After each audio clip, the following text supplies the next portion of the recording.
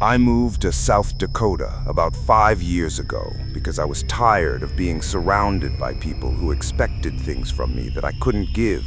Tired of noise, tired of conversations that felt forced, and tired of pretending I belonged somewhere I didn't. When I found that small, lonely house buried deep in one of the snowiest parts of the state, with fields of white stretching out in every direction, and the nearest neighbor so far away they felt like a myth, I felt a strange sense of peace. The quiet didn't scare me. The cold didn't bother me. In fact, the silence felt like safety, like nothing bad could find me if I stayed far enough from the rest of the world. For the first few years, my life stayed simple and uneventful. I went to work, came home, and spent my nights alone, listening to the wind and watching the snow fall outside my windows. I never bothered to meet my neighbors, not because I disliked people, but because I didn't feel the need to invite anyone into my quiet life. The houses were so spread out that weeks could pass without seeing another soul, and I believed that nothing out here could ever truly disturb me. That belief followed me into early February when the storm arrived. That afternoon at work, the sky grew darker far too early, and the snow began falling faster and thicker than usual, the wind screaming against the walls like it was alive. Within an hour, visibility dropped so low that the road outside vanished, and my boss told us to go home before we became trapped. I told myself I would be fine. I had driven through storms before, but as I made my way back, the world outside my windshield turned into a spinning wall of white, and every mile felt more dangerous than the last. When I finally pulled into my driveway, relief washed over me, but it disappeared the moment I tried to open my front door. The lock was frozen solid. I pulled harder, breathed on it, even struck it with my hand, but it refused to move. Standing there in the freezing wind, staring at my own house while being locked out of it, I felt the first real wave of fear rise in my chest. The storm wasn't just outside anymore, it had trapped me. I sat in my truck with the heater blasting, watching the snow pile higher against the doors, realizing that the longer I waited, the worse it would get. The world felt like it was slowly being buried, and so was I. My phone had no one to call. My parents were hours away, and my neighbors were strangers. When I tried to drive out, the tires spun uselessly. That was when I knew I couldn't stay. If I did, I would freeze alone, forgotten in the storm. With shaking legs, I stepped out into the blizzard and began walking toward the nearest house, following a faint light in the distance. The cold burned my face, the wind stole my breath, and every step felt like it might be my last. By the time I reached the small, worn-down home, I was shaking so badly I could barely knock.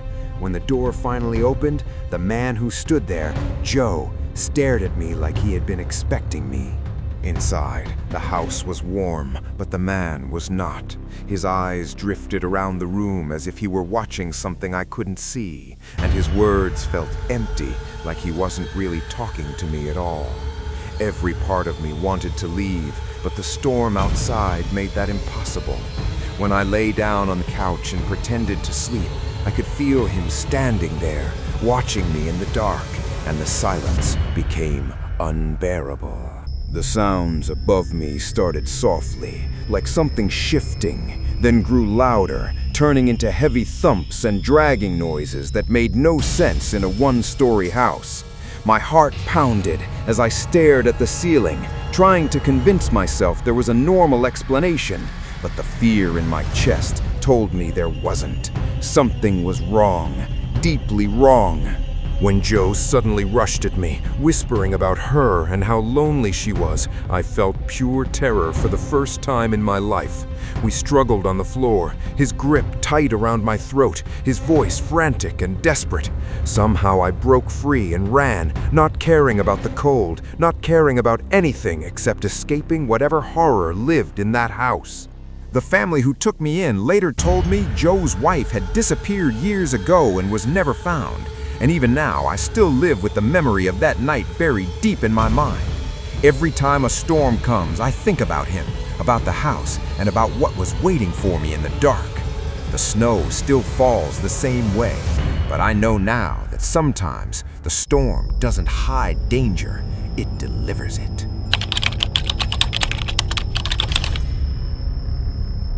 Last winter, during one of the worst blizzards I can remember, I sat alone in my small house in upstate New York, listening to the wind whip against the windows like a living thing.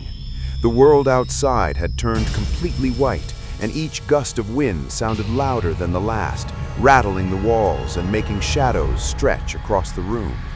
I had been warned by the weather reports, but no amount of alerts could prepare me for the eerie silence between each blast of wind.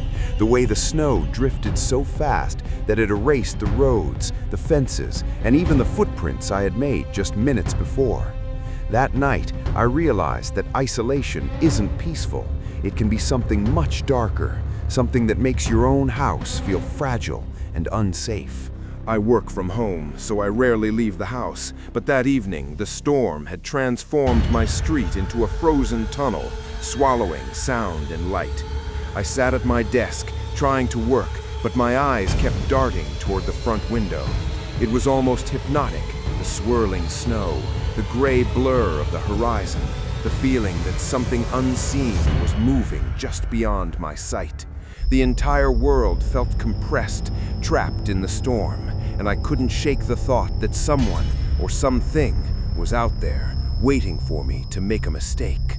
It began subtly, a dull thud against the snow, followed by dragging noises that made my blood run cold. I told myself it was a branch, maybe a stray animal, but the rhythm didn't match anything natural. It was deliberate, like a warning, and I could feel it in my chest. Whatever was out there was moving toward me, learning my house, learning me, and waiting for the moment I let my guard down. Then, the headlights appeared at the end of my driveway, a car struggling through the storm, but no one moved. Only a weak horn sounded once, and then silence. I felt both relief and dread. Someone had come, but something about the way they were standing, as if watching me, made me question if they were human at all. I wasn't sure whether to open the door or hide, my heartbeat pounding louder than the storm outside. When the knock came on the door, it was louder than it should have been. The man's voice, asking to come inside, had a strange edge to it, calm but forceful, like someone hiding a deeper intent. I peeked through the window and saw him standing in the snow, drenched and shaking, but the closer I looked, the stranger it became.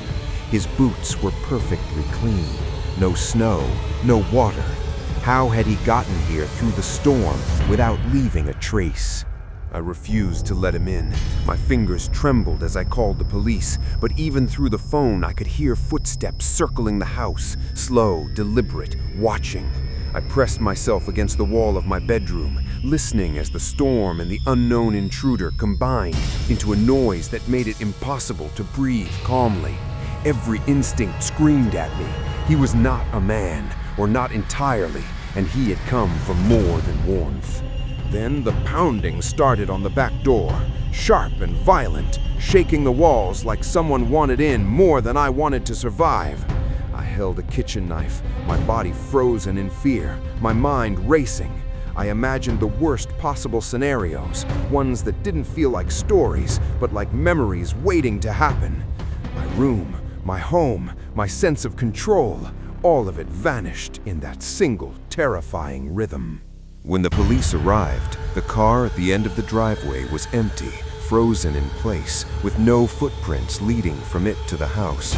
The snow was untouched, pristine, except for my own desperate tracks. It didn't make sense. The handprints on my bedroom window, muddy and fresh, were gone by morning. I kept telling myself someone had been playing a cruel trick, but deep down, I knew it was impossible for anyone to have moved that way in the storm. I spent the next few nights replaying it in my mind, the wind howling outside, imagining the figure circling my house, sometimes just watching, sometimes pounding, sometimes vanishing into the white nothingness.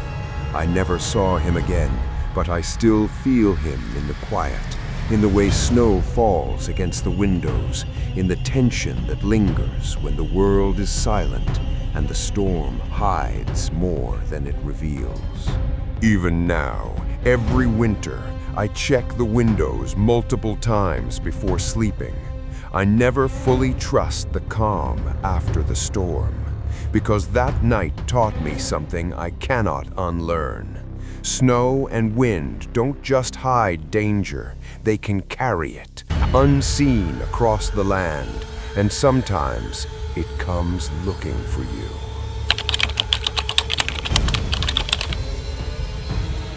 For most of my 20s, skiing was my life. I competed professionally in alpine racing, pushing my body down slopes at speeds that made most people dizzy just watching, and I believed I understood the mountains better than anyone.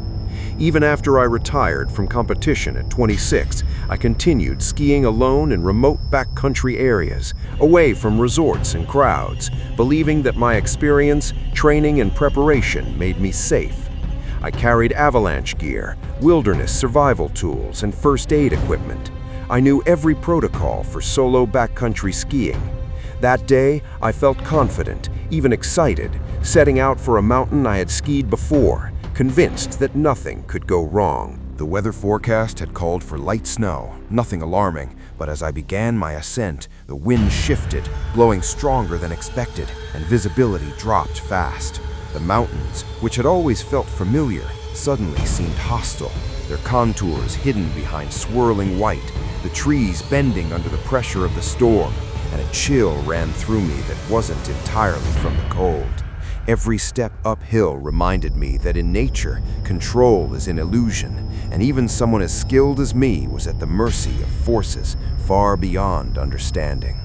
About 2/3 of the way down the mountain, it happened. A sudden avalanche, not massive, but enough to knock me off my skis, slammed me into the snow and rocks. Pain shot through my left leg, sharp and immediate, and I collapsed, trying to breathe under the weight of fear and adrenaline. The snow was relentless, swirling around me, erasing all sense of direction. My ski had tumbled away, leaving me unbalanced and vulnerable.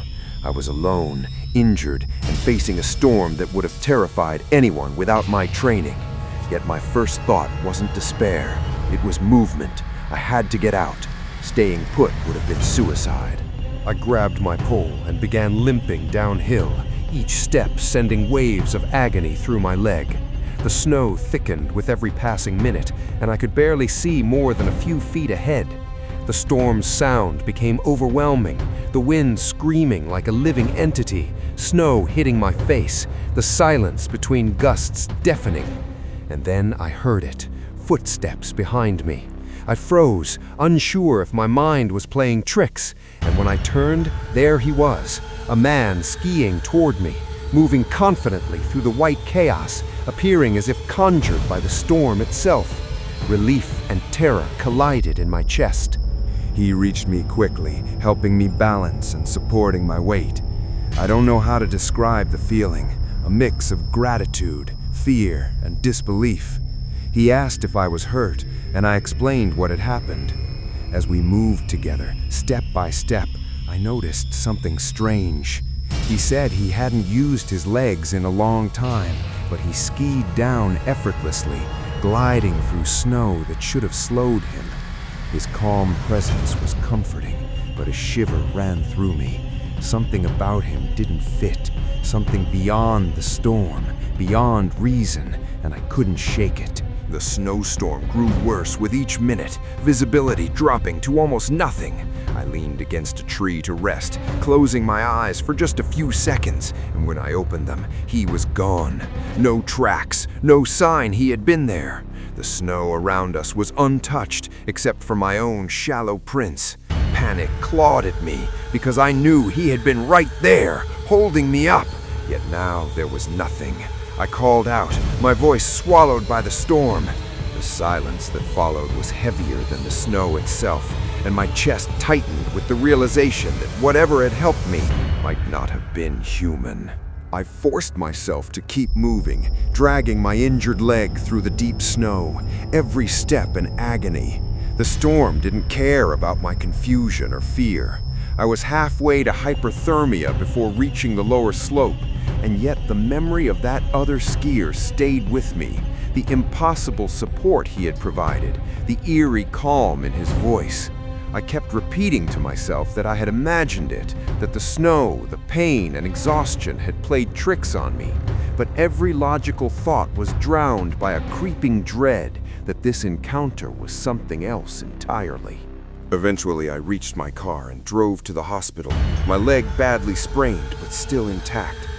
Days later, when I stumbled across a local report about a missing skier who vanished on the same mountain weeks earlier, my blood ran cold. The description matched the area and the conditions perfectly. The man I had leaned on, the one who vanished without a trace, may have been that skier, or worse, something else entirely. I had no evidence, nothing but the memory of him and the undeniable reality of the storm that had surrounded us. My mind refused to let go of the possibility, and even now, I can feel his presence in the back of my thoughts every time I ski alone.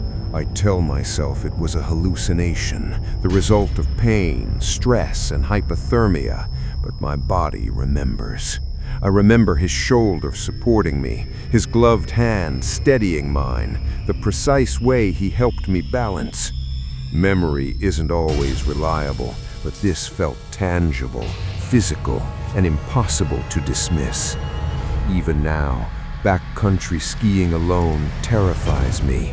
I avoid solitude in the mountains. I check for movement in the snow, every shadow, every sound. Because if he was real, where did he go? And if he wasn't, what was he? I still ski, but I never go alone.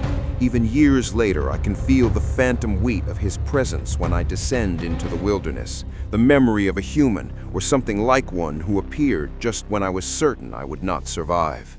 The snow hides more than cold.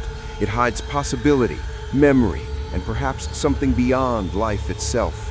And when the storm comes, I know that sometimes the most dangerous part isn't the avalanche, the wind, or the cold. It's the presence of something, someone you can't explain. If you like this video, don't forget to subscribe my channel. See you on next videos. Till then, goodbye.